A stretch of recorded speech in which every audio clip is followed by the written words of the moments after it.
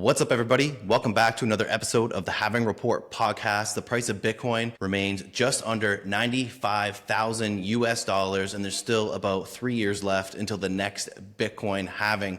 Today, we are welcoming David Seroy to the show. Thanks for coming on to the show today and teaching us about what you do in this space and why you're passionate about Bitcoin. How's it going today? It is going well. Always a good day to talk about Bitcoin. I agree. How are you feeling about the price of Bitcoin right now? You may not like hearing this, but I just don't really follow it that much. I think when I was early on in Bitcoin, I was like so pumped always to look at the price. And I told myself I was in it for the revolution, but really I was more so in it for the price. And now I'm like, yeah, I don't know, just kind of whatever. If it goes up, it's great. It's all good. Well, in fact, Dave, I do appreciate that answer. And I only really like looking at price now during bull markets as much. And I'm pretty comfortable in the bear just to work on the pod and do things that I like to do. So, I wanted to ask you, are you from San Diego? I see that your Twitter profile, you're located in San Diego. I'm in San Diego, doxed myself a little bit. I'm originally from Northern California, though, outside of San Francisco. I wore my Golden State Warriors hat for you. Not sure if that means anything, but I like seeing Curry splash threes. So I wanted to ask you about your experience because I actually came across you on the What Bitcoin Did podcast with Peter McCormick, which, from my knowledge, is the most popular Bitcoin podcast in this space, or one of the. And I just want to ask you how that experience was for you, and did it help you achieve your Bitcoin goals? Well, Pete's awesome. He's a beast. He's done so many podcasts on virtually every piece of content, Bitcoin content imaginable. And now Danny's on there, and he's done a great job of carrying the torch forward. I think both of them have become buddies of mine, and I'm incredibly thankful that they had me on their podcast. I think at first maybe they brought me on begrudgingly because I would talk about some of these more bleeding edge novel concepts, things like ZK rollups on Bitcoin and things like DeFi and some of these things which are maybe a little bit taboo in Bitcoin. Hopefully the community is warming up to them. But I think they took a chance and they said, hey, this sounds maybe compelling. This guy hopefully seems legitimate and honest. And they saw it as something worthy for Bitcoiners to explore. So it was a great experience. And I think they have an awesome podcast. Yeah, I agree. Actually, Peter came on to my show early on when I was just starting out. So I really appreciate him. It's given me more opportunity to get more guests, obviously, having him on the pod. So I just wanted to mention that. And you said you came into this space through Peter Schiff. So you were a gold bug, I guess, at one point. I'm not sure if you still are. How's that developed since? Like, do you still like to follow what he says? Because he's quite anti-Bitcoin, but he seems to talk about it a lot for a guy who's anti-Bitcoin. Yeah, Peter Schiff in particular, he just reminds me of my dad. Kind of like stubborn, but there's some truth to what he says. And as much as you want to, shoo him off, there's some wise words of wisdom in there. Years ago, I don't know, 10, 15 years ago, I was an armchair libertarian, reading some of the libertarian Bibles, things like, Ayn Rand and Atlas Shrugged. And I didn't really understand that there was a whole big community of libertarians and even the Ron Paul movement. I just found those books and thought, wow, like these philosophically align with me.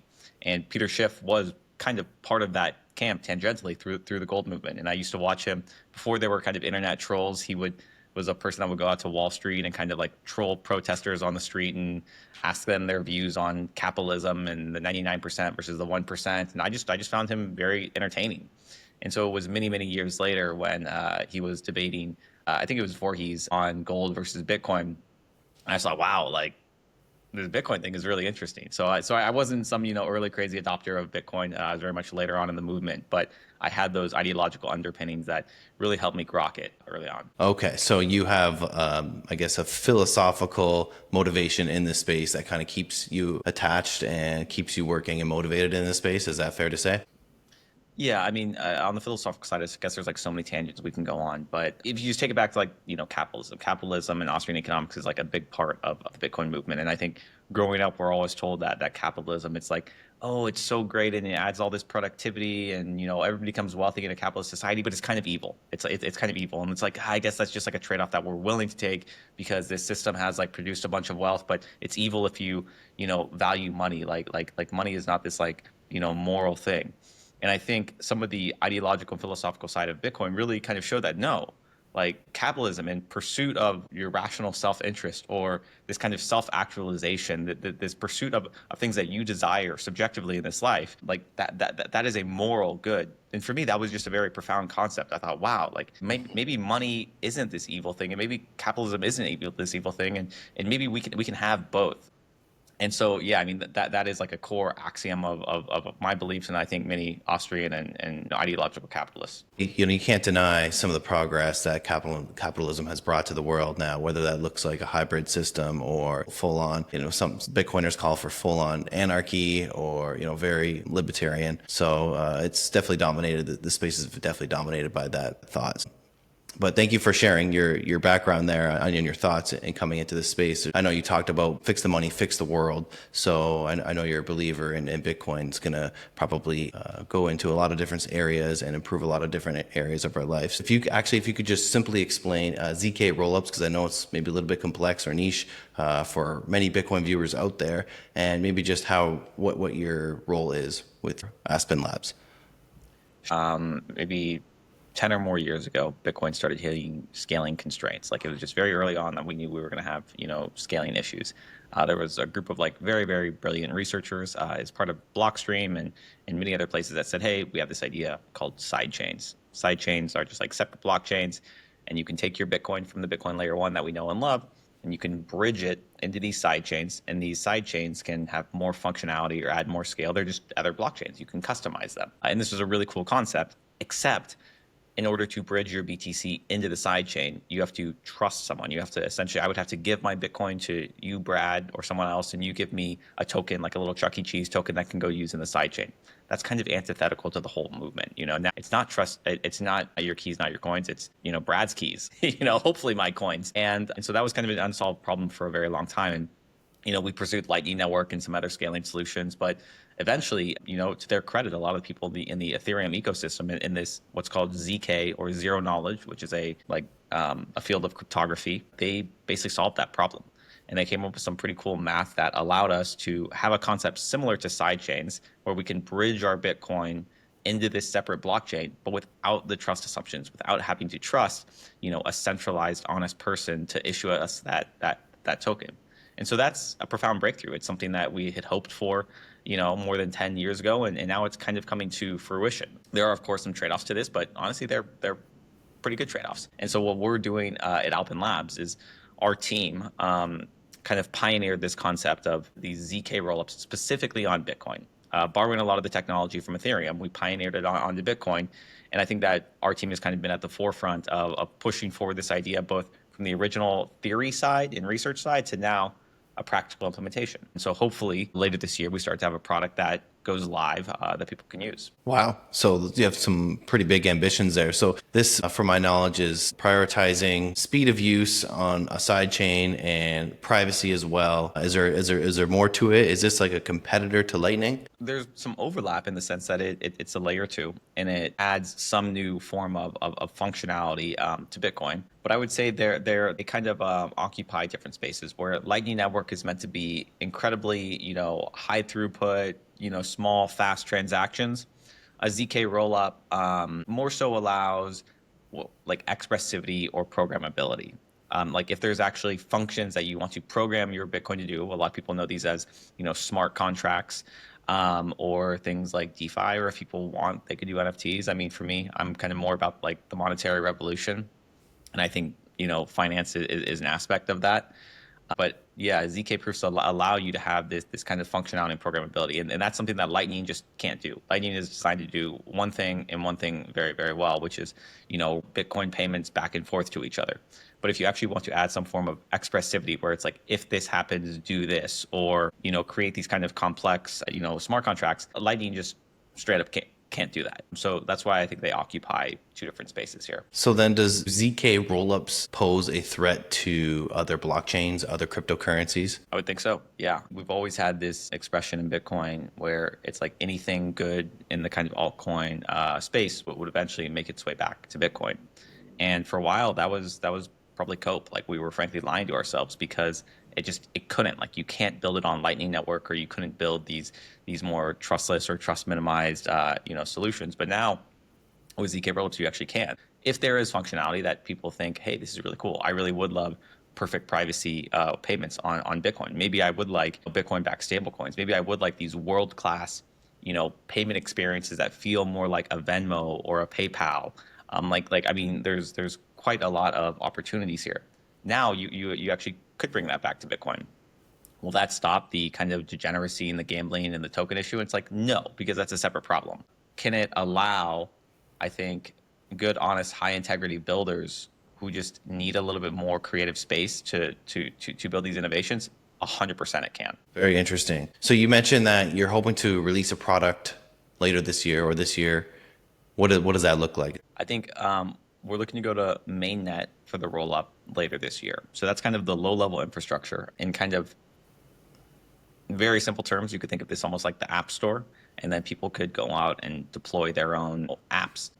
Once we're on mainnet, then you can go and see apps that are on Ethereum and say, hey, I want to bring those over to Bitcoin. There's a much more ambitious and grander vision there as well, but at a minimum, that's kind of the minimally viable product where you say, hey, you now have the ability without a centralized, entity that you're trusting your Bitcoin to deploy these apps that you see on Ethereum or Solana, etc. Okay. So then if you believe that these ZK rollups pose a threat to other blockchains and cryptocurrencies and everything good from that space will eventually come to Bitcoin, are you a Bitcoin allocation maxi then? You're asking like my personal allocation? If you don't mind sharing, you don't have to. Yeah, no, it's fine. I am the vast majority of my net worth in Bitcoin. I don't really dabble in other coins. I have some Ethereum. I think Ethereum has pioneered some crazy, interesting research, and I like toying around with it. Is it Warren Buffett or Charlie Munger's, show me the incentives type thing? Yeah, I mean, I'm Bitcoin. Nice, man. Nice. I'm definitely, I like to call it allocation maxi because like you said earlier, these markets I think are always going to exist, and I'm not going to try to take that away from people, or that's not my philosophy. So, but in terms of allocation, I think it's just the smartest play and the safest play if you want to become much more wealthy relative to where you started in Bitcoin. And now you mentioned something about Bob building on Bitcoin with Alexi. Yeah. And what's your relationship with that team? And are they here in Thailand? I'm in Thailand right now. And I know Jimmy Coster, the founder of this Bitcoin Learning Center that I'm here right now, he has a whole Bob dedicated corner here in this space, but I haven't delved into what they do too much yet. And I'm just wondering what your relationship or if you worked with them. Well, of course, I know Bob, as in Build on Bitcoin. I like Alexi, who's one of their co-founders. I think he's just a good guy, and he's very smart. He's written some cool papers that are relevant to what we do. The kind of running joke with Bob is their name is Built on Bitcoin, but they're actually built on Ethereum. And so okay. Bob is what's called an Ethereum rollup.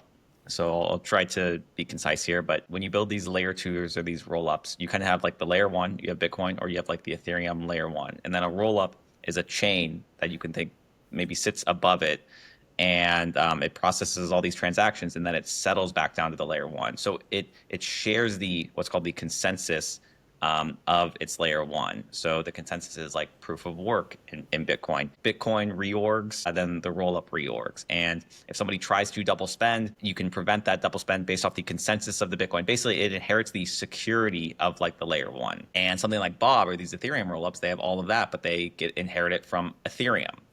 The issue is that if you try to take Bitcoin, BTC the asset, and you bridge it into a different consensus system, now you have to have some sort of trust. So while Alexi would say that they're trying to build a ZK rollup for Bitcoin and they're trying to use the ZK technology, there's a certain level of trust that gets added on there because you're going across different consensus systems. And no amount of math or cryptography or ZK or whatever your favorite thing is can overcome that boundary. And that's something that if you get into the nitty-gritty details of the technicals, that you'll realize that something like Bob can never have the level of, I think, security and trust that we're hoping for. Now, it's still a fine solution, and if people want to explore it, I mean, yeah, hey, go for it. But the point is you can never achieve the same level of kind of trustlessness that we actually want unless you build on top of Bitcoin's consensus. Hopefully that makes sense. I'm gonna have to go and watch your whiteboard session again on Twitter there because it is complex and the visuals definitely help me. Do you have a technical background? Not really, no. But thank you for saying that about the whiteboards. I've received like quite a lot of surprisingly positive feedback for that. I just happened to get lucky that I was connected with a guy named John Light, who is kind of the godfather of ZK rollups on Bitcoin. He's also our technical product manager at Alpin, and he's the one who kind of wrote all these original research reports. And when he was just even thinking about this idea, before he'd even written his research report, I was connecting with him and learning about it. And then when he dropped the research report, I saw it day one, and that just kind of, I was interested enough into it that I was able to grok enough to kind of put together some of these whiteboards and then, be on the bleeding edge and start mapping it out. And I think I'm a decent proxy. I'm too dumb to be one of the engineers or the researchers, but maybe smart enough to like map it into layman's terms. So hopefully more of those whiteboards. Yeah, looking forward to them. And, the world needs a lot of those in between people that are, putting it in layman's terms. And I feel like that a lot of the times too, like, because I'm not very technical, but compared to a lot of people that don't know anything about Bitcoin, like when I start talking about blockchain and stuff, I seem technical. Yeah, But yeah. it all depends on who you're speaking to, right? Yeah. What are some of your favorite Bitcoin products today? Huge Casa fan. I just like the team over there. I think Casa has an awesome product. I mean, some of the basic stuff like the ledger wallets and stuff. Rob Hamilton from Anchorwatch is also a buddy of mine. He was kind of in my former meetup, so that kind of like insured custody product is really cool. I think there's a slew of new products that can come out with ZK rollups. I've written several articles on things like Bitcoin-backed stablecoins, which I'm very, very passionate about and a pretty like staunch believer in. Yeah. Can I ask you a little bit more about, I guess, stablecoins on Bitcoin? Like, how would that work? Well, okay, so there's two different things here. There's one like the rails for the stablecoin, and then there's the stablecoin itself. The rails for the stablecoin, things like taproot assets. That's what Lightning Labs put out that Tether said they're going to deploy on. That's the kind of rails which the stablecoins can go on. But the stablecoin itself is still centralized, it's still tethered, still backed by treasuries, which feeds the fiat beast and can be censored. There are several different ways that you can create, Bitcoin-backed stablecoins or like stable value. The way that I am kind of the biggest fan of it is there's a model called a CDP, or a collateralized debt position. This is what some people know as like Maker or DAI stablecoin. And the basic premise there is you put in collateral. Originally, you put in Ethereum, and say you put in $1 million of Ethereum, and then you can borrow against it. Say you borrow $500,000, it's minted 500,000 of these new stable coins into existence that are backed by the collateral. As long as the collateral stays worth more than the stable coins, then it's always backed. It'll never fall below $1. These models, despite things like Terra Luna, which are not that type of model whatsoever, these stable coins have actually been like quite resilient and pretty well battle tested. The problem is the biggest one that I just mentioned, Maker, during 2020 COVID crash, it went down. And then long story short, it started being backed by USDC Circle instead of just purely by Ether. So it's kind of like, what the hell's the point? Like just use USDC. Right. But there have been some evolution on top of that core kind of old school 10-year-old model of Maker.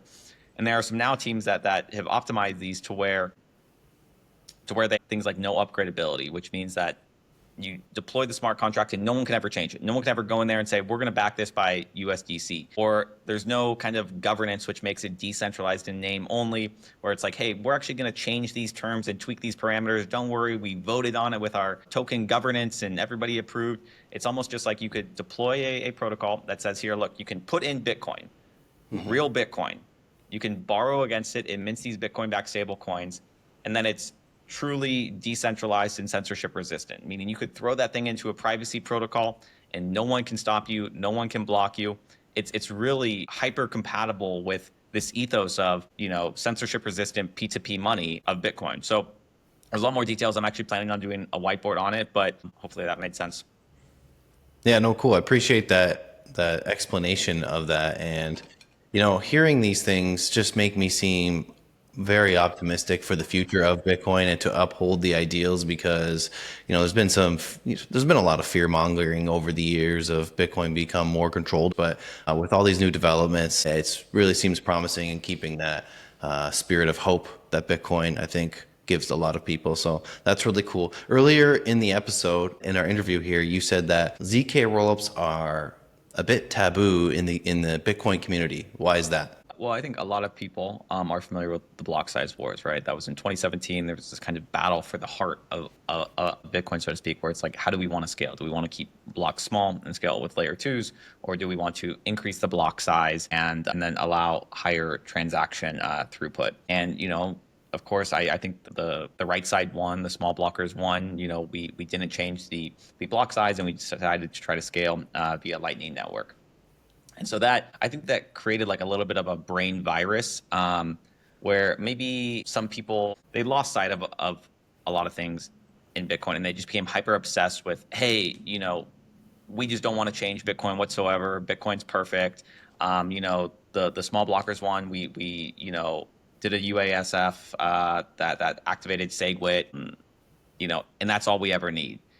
And now I think that reality is kind of setting in where it's like, okay, it's good. Like, we don't want to change Bitcoin. We don't want to increase the block size exponentially, because that would centralize it more and that would defeat the entire purpose of Bitcoin. But maybe there are, certain features and functionality that we want. And so what I'm kind of getting at here is that's why the topic is a bit taboo. Is for some people, they see Bitcoin as perfect, and bringing in any sort of innovation, they see it as kind of like a wolf in sheep's clothing, that somebody's coming in and saying, look, I'm trying to do this for your own good. I'm trying to do this to make Bitcoin better. But really, a lot of people see it as just bringing in shitcoin products, or, a world of crypto that they don't want. And I think that they're very scared that it will undermine the ethos of Bitcoin. And that's why it's a bit of a taboo topic. And in some ways, like, the onus is on the people like ourselves who want to bring in ZK Rollups to show people the features and the functionality that are actually useful. If we just come on here and say, here, look, like, we're going to bring what's in crypto, which is 99% just degeneracy and scams and tokens and things that just distort incentives and really have been, like, in my opinion, net negative for the world, then yeah, these people have a pretty credible case. But if you can show, hey, ZK Rollups can bring things like, perfect privacy, scalable payments, and better financial solutions, and better scaling and self-custody and better UX, then maybe the Overton window starts to shift. Yeah, I don't see why people backlash so much about something that's going to be built on top of Bitcoin. It's not like it's something mandatory. It's not like you're trying to fork Bitcoin, but would it be like similar to the outrage of ordinals? Well, I think the ordinals is worse. But you're exactly right, because we're at a really interesting time in Bitcoin, because pre-ordinals or pre-inscriptions, if you get in this small little debate between two camps where somebody says, don't change Bitcoin, somebody says, hey, change Bitcoin for this reason, ultimately the people that said don't change Bitcoin had the advantage. They had the leverage, because that was the default state. The default state of Bitcoin was you can't build anything, and the only way that you can change that is if you want to fork. And so the kind of winning hand, so to speak, was more towards the ossifiers, more towards the people that said we're more conservative and didn't want to change Bitcoin. But once, ordinals or inscriptions, for better or worse, came into Bitcoin, you had this ability to embed arbitrary data into Bitcoin. That, is really the catalyst that changed everything. And now, to your point that you just made, we're able to build all this amazing, cool stuff without any change to Bitcoin whatsoever. And so now, if you have that same debate where it's like, don't change Bitcoin, it's the people that kind of want to innovate and want to build that are now at the advantage, because we don't need permission from anyone to change Bitcoin Core anymore. We can build all this stuff without any sort of soft fork. And so that's why this Overton window is shifting, because the kind of camp that wants to innovate and wants to build now has the advantage, because they can get what they want without a soft fork. In the past, it was the other camp that could get what they wanted without a soft fork. So whoever is kind of like can do it without a soft fork is really the winning camp. With that said, I do expect a soft fork probably in Bitcoin to happen within the next year. A soft fork in Bitcoin within the next year. So can you explain for my listeners briefly what a soft fork is and why you think that's happening? Sure. And you can let me know if I'm getting a little too technical here. No, that's fine. It gives me lots to come back to and review. I like it. A soft fork is essentially a change to Bitcoin. It's what they call like a backwards compatible change to Bitcoin. In some ways, it's an upgrade. A hard fork is something where it's a change to Bitcoin, where it literally changes and forks the protocol and creates two different versions of Bitcoin. Hard forks, very, very bad. We don't like them. I personally am a fan of soft forks if they're done properly and in the right way. And for the last soft fork that Bitcoin had was something called Taproot, which happened in 2021. And the next soft fork, which people expect, is something, a broad category called covenants. Covenants is the ability to restrict a UTXO in some form, where a UTXO is kind of like how people hold their balances. Like if I have one BTC, it may be made up of a whole bunch of UTXOs that contain different balances that add up to one BTC. And with Covenants, with that upgrade to Bitcoin, you can essentially program a UTXO to be restricted in some way, to say, hey, like you can't spend this UTXO unless certain conditions have been met. A basic covenant is you can't spend this until 1,000 blocks have went by, which is however much time, however many days or weeks, I don't even know. But if you can restrict a UTXO, that ability to have some form of some form of programmability actually opens up quite a lot. It makes many protocols like Lightning or ZK rollups or things like Arc or other things you may have heard of. It makes them more efficient. And I think a lot of developers and engineers are interested in bringing in covenants. But for years, there's kind of been this debate of which covenant do we want and what are the trade-offs, and then there's kind of this resistance from a camp in Bitcoin that says we don't care what it does, we don't want anything. And so there's a little bit of kind of like horse trading and back and forth. And my intuition from a lot of the conferences that we've been going to and just hearing from people in the community is that, okay, people are saying they want covenants. They're kind of broadly aligning on a specific type of covenant that they're looking at, and people are looking to push it forward and get it activated. Whether that happens and on what time frame is still up in the air, because this is a highly contentious issue. But I'd say more so than ever, that's looking like a viable thing that could happen for Bitcoin. Okay, so you briefly mentioned there that some people are calling for it in the community, but would you say it's a consensus that a lot of people want it, or you said it's highly contended, so it's like a 50-50, sort of like a battle going on over it? I mean, it depends how you define consensus. I would say 99% of Bitcoiners in the world have no idea what a covenant is, and they don't care. But out of that 1%, my intuition is that the majority of people that are actually familiar with the conversation want covenants. I don't know, 80, 90%. Maybe there's like 10% of the people who are resistant to it. I'm just throwing out fake random numbers, but that's just kind of from the camp of people that I hang out with.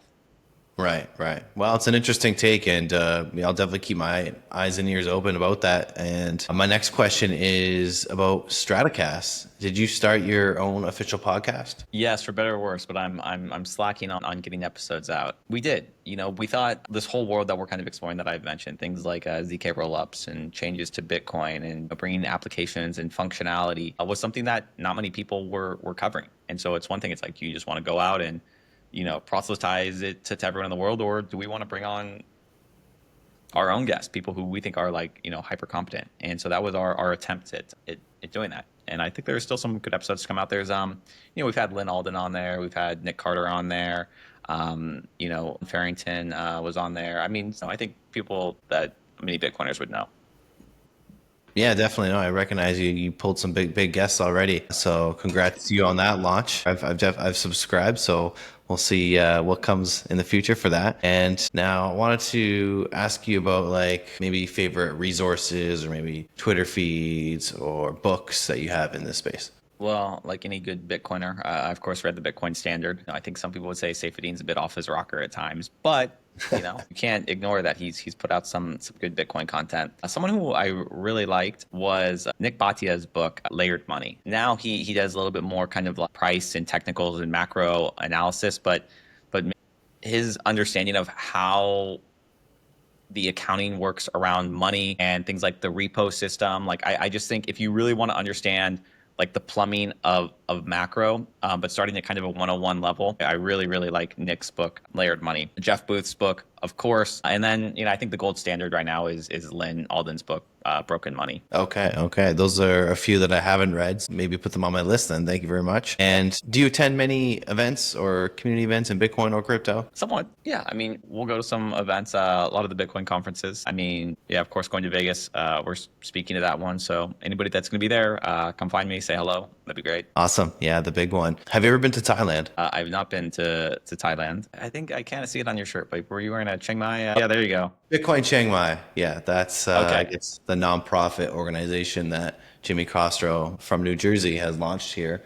It's a great 3-story building they've put together here, and I didn't have my podcast equipment while coming out here, and he's just like, dude, we have everything. You're good to go. You don't have to go back to Canada. So I've kind of dropped everything in Canada. I've been out here for a few months now, but have all the things I can do to continue on and keep meeting Bitcoiners. So it's super cool. There's a Bitcoin marathon. So they just got approved with the provincial organization committee or whatever that oversees these types of things. So there's going to be a huge festival and Bitcoin for world's first Bitcoin half marathon happening here in northern Thailand in November 1st and 2nd. So a lot of big things are kind of coming out here. So I'm gonna give you the invite to come on out here and hang out with us anytime you want to, David. Oh yeah, I would love to. Yeah, definitely send the invite. I'm glad I haven't said anything that bars me from Bitcoin Chiang Mai. I mean, we're pretty open here. People are pretty polarized in politics these days, and I think people are pretty chill. Like everyone's smiling out here. They're really about building the Thai local community, and in with the universities in the city, and taking on a strategic advisor role to the city. Chiang Mai is the second biggest city in Thailand, so it's a pretty big deal for I think for Bitcoin out here. I'm going to, if you've made any Bitcoin price predictions, top predictions for this cycle, and if you haven't, would you like to make a meaningless prediction here on the Halving Report? I mean, I don't think 250,000 outlandish like this cycle. I don't know. A lot of it is very macro dependent, but there really is a lot of strong momentum. Like Bitcoin, more so than any other cycle, is holding up better than the rest of the crypto market. I think people are starting to meaningfully differentiate between crypto and Bitcoin. Just the stablecoin wars that are ensuing are so massive right now that tens, if not hundreds of billions of dollars are going to come into stablecoins. Like once you're on stablecoins, it does make it easier to come into Bitcoin. You have this kind of financialization of Bitcoin, which I have some kind of mixed feelings on. For better or worse, could bring in a lot of Bitcoin.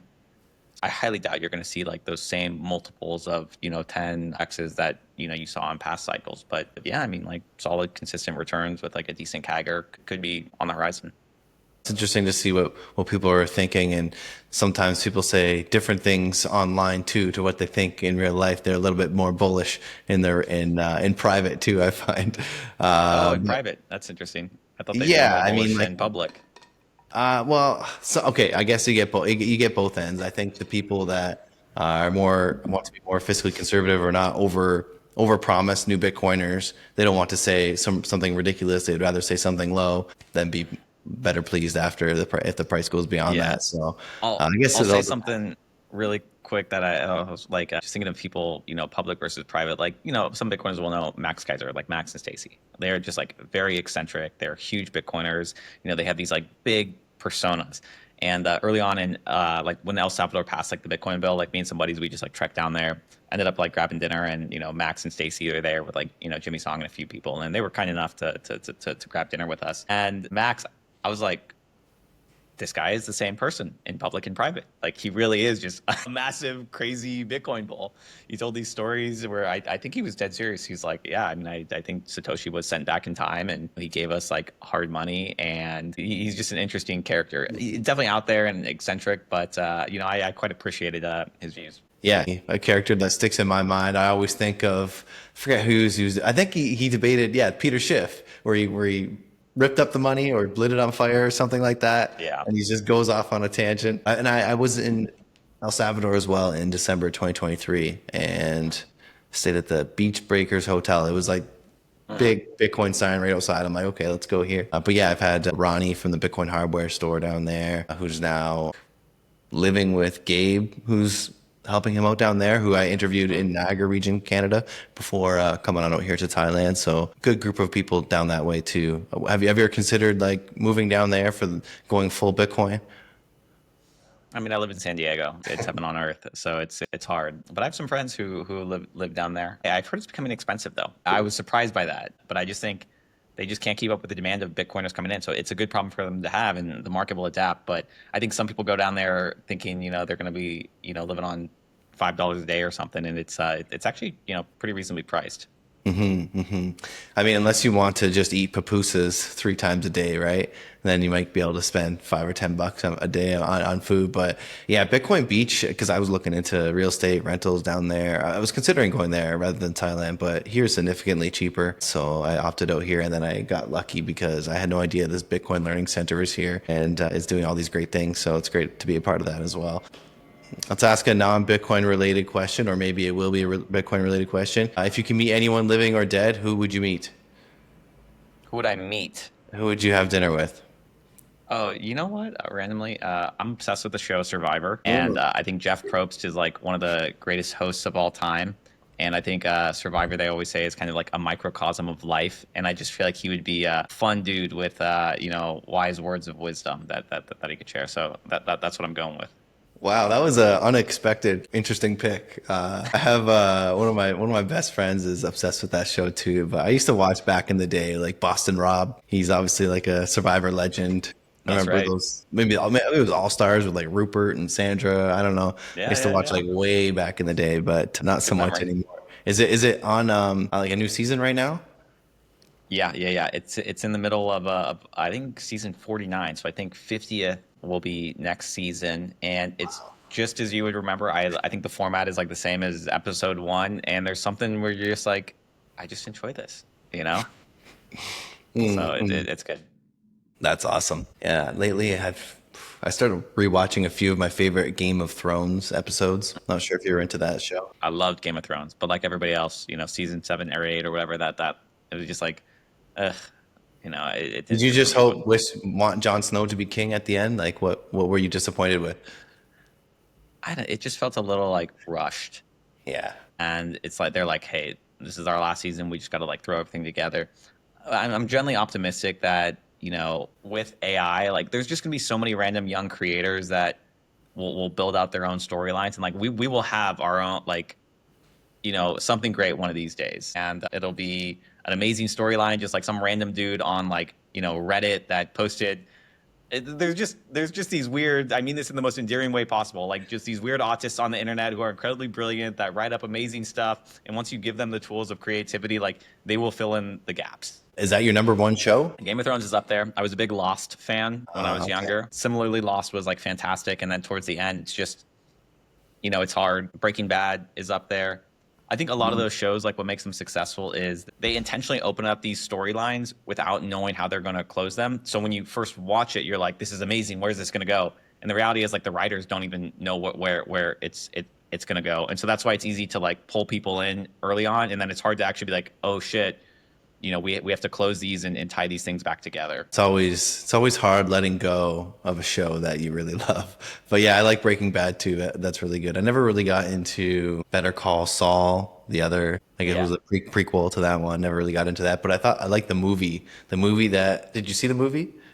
I've heard about it. I need to watch it. Maybe that's on my list. Man, it's actually so good. It felt like getting an extra 3 great episodes of Breaking Bad. It just continues with Jesse Pinkman right after. It's freaking awesome. I highly Yeah, recommend that one I if want you to check like that out. Breaking Bad. Yeah, yeah. Uh, I'll also finally say I've just been getting more into animated series. I mean, even small basic ones, but like Arcane, what I talked with Len Alden about, I think on Netflix was fantastic. Some of the guys on our team, like an old school anime like Death Note, I think was awesome. And yeah, some of those I'm like these are great. They're just very entertaining. I'll have to check them out. Appreciate those recommendations. I'm going to ask you just one more Bitcoin question before we start to wrap it up. But what do you think the biggest catalyst will be for Bitcoin this cycle? Well, the biggest catalyst is the financialization of Bitcoin. I begrudgingly say that because I don't like seeing more Bitcoin being custodied and controlled and then potentially being able to be rehypothecated. And I just think that's like a net negative for our movement. But I acknowledge it's insanely, insanely powerful. In terms of what I hope and think eventually will be the biggest catalyst is, of course, what we're working on with ZK Rollups. I don't think there's a single more impactful innovation and piece of engineering that's happening right now. Wow, that's a bold statement. So that's awesome to hear, man. I really appreciate your ambition in that space. I guess I lied to you, and I'll ask you one more Bitcoin question. Is there one thing about Bitcoin that keeps you up at night that maybe scared? Is the blockchain going to get hacked one day? Or is there anything else that scares you about Bitcoin? I don't know if it scares me, but I think it's like very spicy is like the quantum stuff. Like, yeah, quantum's always 10 years away, like we know. And like, it's not on the horizon, but like there has been some, minor breakthroughs there, and eventually it'll happen. And even if we have quantum resistant addresses, you're not going to get everyone on the planet to like move their Bitcoin. There's just going to be these huge honeypots, including Satoshi's coins, that are susceptible. And it's like, do we just leave it and somebody eventually will be able to access, a million coins and dump them on the market? Or do we, hard fork out the coins and just like enshrine them and be like, these are Satoshi's coins, nobody can ever touch them? But then is that antithetical to the movement? Maybe. And I think, again, it doesn't keep me up at night as much as I'm just like, that is a bit of a spicy question. Is it possible Satoshi resurfaces and says, these are my coins and I should be able to spend them as I please? Yeah, well, I mean, some people like the theory of, how Finney is Satoshi and Hal's currently like frozen in some chamber somewhere. So, like maybe they thaw him out and he's like, hey, where are my coins? So he's frozen? I think so. Don't quote me on that, but I do think, yes, like they took his brain, maybe not his body, but there's something there. Unless I just fell for a wild conspiracy, but I think it's true. Okay, that's interesting. I'll have to go down the rabbit hole one of these days. And I'm just picturing Han Solo frozen. Yeah, exactly. I'm going to ask you what your best piece of life advice is. I really like Matt Odell's stay humble and stack sats. I mean, one, because I'm a Bitcoiner, stack sats, but like staying humble is just so true. It's like, the more you learn, the more you realize how little you know. Just being in the space, moving aside Bitcoin, like there is a faction of people who are just like insanely brilliant. And that to me has been the most fun part of Bitcoin. It's reignited and reinvigorated this kind of like intellectual curiosity that I've had. And it's really massively, massively humbled me. It's just somebody that just enjoys being around smart people and just taking in information rather than, when I was younger, it's like I felt I wanted to, prove myself and say, hey, look at all the stuff that I know. And I think, Bitcoin beats you down in that way, both through the kind of like financial cycles of, hey, look, I'm rich. Hey, look, I'm not. And hey, I know all this, but hey, I don't. And so stay humble, stack sats, I think really is great life advice. I appreciate that advice too. And I'm pretty sure I've had that as my Twitter bio at some point over the years of my Bitcoin interviews. But yeah, no, I really appreciate your time tonight, David. I'm going to open up to you if you have any questions, comments, or if not, can you just let us know where we can follow you and learn more? Well, you can follow me on Twitter, David_Seroy. But I guess I'd be curious, depending on the time, like what's kind of your focus right now? Like what from you doing all these interviews has piqued your interest the most in the topics that you say, hey, I really love when the guest brings this up? Well, that's a really great question. I like talking about philosophical motivations behind Bitcoin and how they got in, because everybody's got a different story, or a lot of people know the person that got them into Bitcoin, and it's because it's so multidisciplinary that people can come in from all these different avenues. So it really intrigues me on how people got in and when they share their personal experience. And what I get out of the podcast is honestly just being able to network with more Bitcoiners. Obviously in real life, I'm not meeting Bitcoiners on a regular basis. I was helping organize the Niagara meetup in Welland, Niagara Falls, Canada before moving out in Thailand here, and I still help out where I can. But so me being able to connect with you today, I'm going to edit this podcast. I'm going to go over what you said, many different times. So that's going to stick with me. And now I've networked with you, and now have all this knowledge that I've got from you that I've attained on a personal level. So I'm more intrigued to go and look it over again, and hopefully we can talk in the future. And I like bringing up what the price of Bitcoin was last time we talked and how it is here today. And I just have developed a really low time preference in Bitcoin. So I just enjoy talking to people and getting that free education that many Bitcoiners are so often to share with the world. So hope that answers your question, man, and I appreciate the question. Absolutely, man. I really appreciate you having me, and this was fun. Thank you so much for doing the Halving Report, David.